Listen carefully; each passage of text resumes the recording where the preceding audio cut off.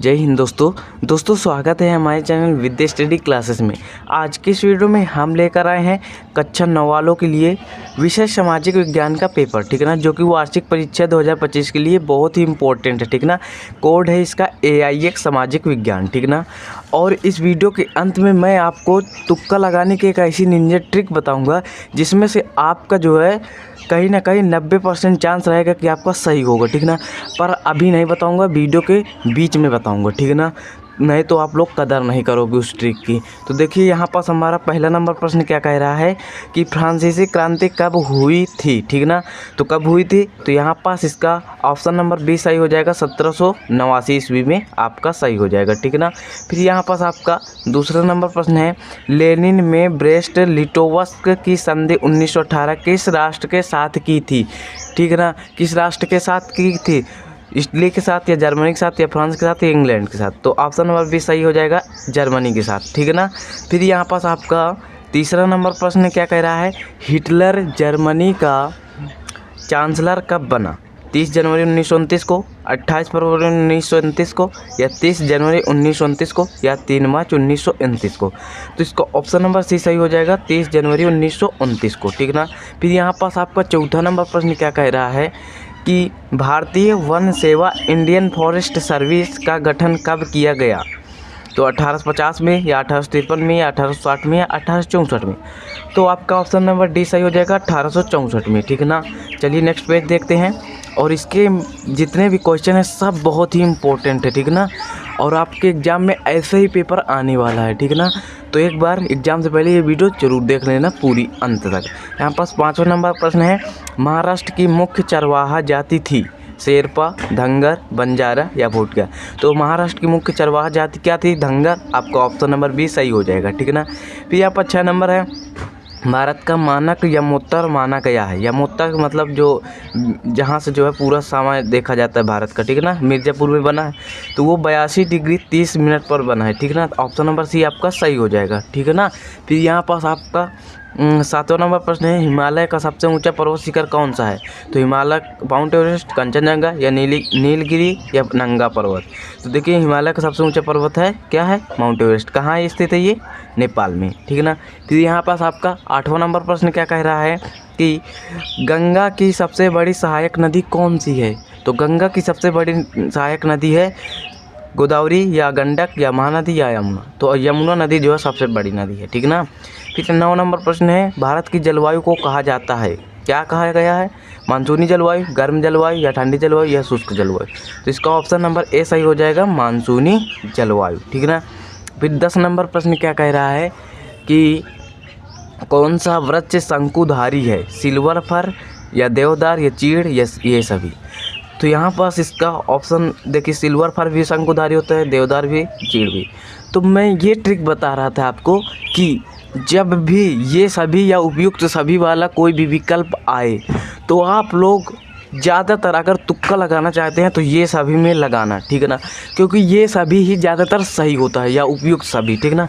अभी देखना कितने सारे सही होंगे ये सभी वाले प्रश्न, ठीक है ना। तो इसका ऑप्शन नंबर डी सही हो जाएगा, ठीक है ना। 11 नंबर प्रश्न है, निम्नलिखित में से किस देश में दिसंबर 2015 को महिलाओं को मतदान का अधिकार प्रदान किया गया। तो जो है सऊदी अरब को जो 2015 में महिलाओं को मतदान का अधिकार प्रदान किया गया था। तो ऑप्शन नंबर डी आपका सही हो जाएगा। यहाँ पास 12 नंबर है, भारतीय संविधान का जनक किसे माना जाता है। तो आप लोग जानते हैं डॉक्टर भीमराव अम्बेडकर जी को, ठीक है ना। फिर यहाँ पर 13 नंबर प्रश्न क्या कह रहा है कि मुख्य चुनाव आयोग की नियुक्ति कौन करता है, लोकसभा अध्यक्ष या गृह मंत्री या राष्ट्रपति या प्रधानमंत्री। तो इसका ऑप्शन नंबर सी सही हो जाएगा, राष्ट्रपति। यहाँ पास 14 नंबर है, राष्ट्रपति का कार्यकाल होता है 4 वर्ष, 5 वर्ष, 6 वर्ष या 10 वर्ष। तो राष्ट्रपति का कार्यकाल कितने वर्ष का होता है, 5 साल का, यानी कि ऑप्शन नंबर बी आपका सही हो जाएगा, ठीक है ना। अब यहाँ पर नेक्स्ट पेज तीसरा नंबर क्या कह रहा है, 15 नंबर प्रश्न, निम्नलिखित में से कौन सा नागरिकों का मूल अधिकार नहीं है। देखिए स्वतंत्रता का अधिकार तो मूल का अधिकार में है, समानता का अधिकार भी है, शोषण के विरुद्ध भी अधिकार है, बट दान देने का अधिकार उसमें नहीं है। ऑप्शन नंबर बी सही हो जाएगा। यहाँ पर 16 नंबर प्रश्न क्या कह रहा है कि उत्पादन के लिए क्या आवश्यक है, भूमि, श्रम, पूंजी या ये सभी। ये देखिए यहाँ पास उत्पादन की ये सभी वाला प्रश्न आया, तो यहाँ पास आपको जो है तुक्का लगाना, तो ये सभी वाले में लगाइए, ठीक है ना, क्योंकि 90% चांसेस है कि ये सभी वाला ही सही होगा, ठीक है ना। इसमें जो है देखते जाइए कितने सारे सही होते हैं ये सभी, तो इसका ऑप्शन नंबर डी सही हो जाएगा। ये सभी देखिए उत्पादन के लिए भूमि भी जरूरी होती है, पूंजी भी, श्रम भी, ठीक है ना। तो यहाँ पास आपका 17 नंबर प्रश्न है, मानव पूंजी निर्माण होता है शिक्षा के निवेश से, प्रशिक्षण के निवेश से, चिकित्सा के निवेश से या उपयुक्त सभी। तो आप लोग बिना सोचे उपयुक्त सभी में टिक करिएगा, ठीक है ना। अगर उपयुक्त सभी वाला प्रश्न है, तुक्का लगाना चाहते हैं तो उपयुक्त सभी वाले में लगाइए, ठीक है ना। तो मानव पूंजी शिक्षा के निवेश में निर्माण होता है, प्रशिक्षण के निवेश से भी और चिकित्सक के निवेश से भी होता है। 18 नंबर प्रश्न क्या कह रहा है कि किसी अर्थव्यवस्था का सर्वाधिक श्रम अवशोषक क्षेत्र कौन सा है? सूचना तकनीक, बायोटेक्नोलॉजी, कृषि या विनिर्माण। तो इसका ऑप्शन नंबर सी सही हो जाएगा, कृषि। यहाँ पास 19 नंबर है, भारत में निर्धनता के कारण रहे हैं क्या? निर्धनता यानी गरीबी के क्या कारण रहे हैं? आर्थिक विकास का निम्न स्तर, आय में असमानता, सिंचाई के साधनों का अभाव।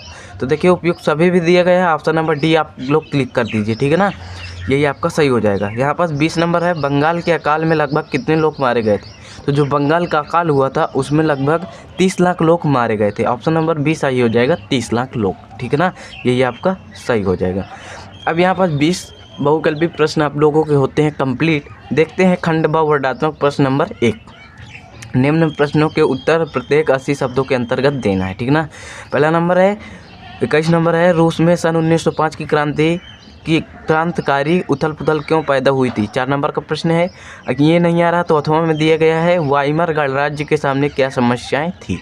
फिर यहाँ पर 22 नंबर प्रश्न क्या कह रहा है कि हिमालय को नवीन वलित पर्वत क्यों कहते हैं? या ये नहीं आ रहा है तो अथवा में दिया गया है, भारत में अधिकतर वर्षा कुछ ही महीनों में क्यों होती है? ये चीज़ लिखना है। फिर यहाँ पर 23 नंबर है, संविधान से आप क्या समझते हैं? बहुत ही इंपॉर्टेंट प्रश्न है, इसको ज़रूर याद कर लीजिए ना संविधान के बारे में, ठीक है ना। संविधान से एक प्रश्न जरूर उठाता है। या अथवा में दिया गया है, लोकसभा राज्यसभा से शक्तिशाली क्यों होता है? ठीक है ना, इसको कर सकते हैं, ठीक है ना। ये यहाँ पर 24 नंबर प्रश्न क्या कह रहा है कि आर्थिक और गैर आर्थिक क्रियाओं में क्या अंतर है? इसको आप अपने शब्दों में भी लिख सकते हैं। फिर अथवा में दिया गया है, भारत में खाद्य सुरक्षा कैसे सुनिश्चित की जाती है? खाद्य सुरक्षा कैसे सुनिश्चित किया जाता है, इसको भी आप अपने शब्दों में लिख सकते हैं अगर आप लोग जानते हैं तो। यहाँ पर चौथा नंबर पेज नंबर में क्या कह रहा है, निम्न प्रश्नों के उत्तर एकदम 150 शब्दों के अंतर्गत देना है। 6 नंबर का उत्तर रहने वाला है, ठीक है ना। 25 नंबर है, सन 1917 में जार का शासन क्यों खत्म हो गया? या अथवा में दिया गया है, जम्मू कश्मीर के गुज्जर बकरवाल के विषय में आप क्या जानते हैं? जो भी जानते हो वो आप लोग लिख सकते हैं, लगभग 150 शब्दों में विस्तार से लिखिए। फिर यहाँ पर 26 नंबर है, भारत की स्थलीय एवं तटीय सीमाओं को वर्णन कीजिए। अथवा में दिए गए नदी तंत्र किसे कहते हैं? भारत के उत्तरी विशाल मैदान का निर्माण किन नदी तंत्रों से हुआ, स्पष्ट कीजिए, इसको कर सकते हैं। फिर 27 नंबर है, लोकतंत्र अपने नागरिकों से क्या अपेक्षाएं रखता है?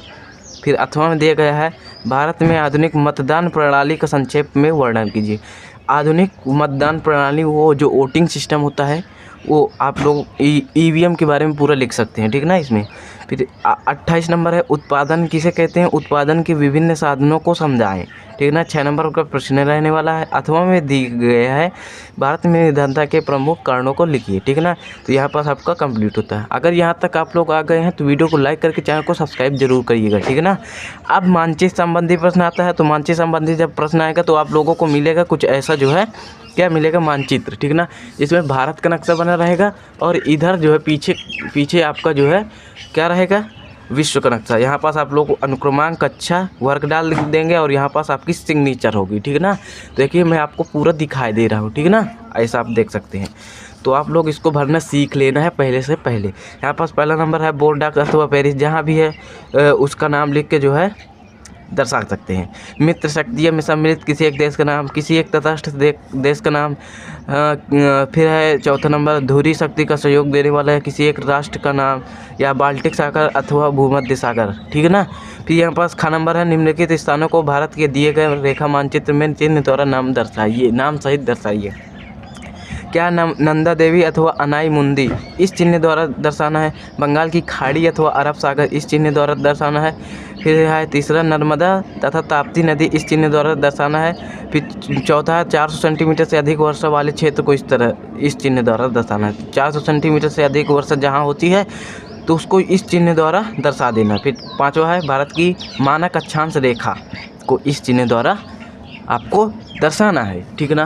तो यहाँ पास आप लोगों का पेपर होता है कंप्लीट, और ये पेपर आप लोगों के एग्ज़ाम के लिए बहुत ही इम्पोर्टेंट साबित होगा, ठीक ना। अगर ऐसा ही पेपर आप लोगों के एग्ज़ाम में आता है तो आप लोग कमेंट में ज़रूर बताइएगा। तो मिलते हैं नेक्स्ट वीडियो में, तब तक के लिए जय हिंद जय भारत।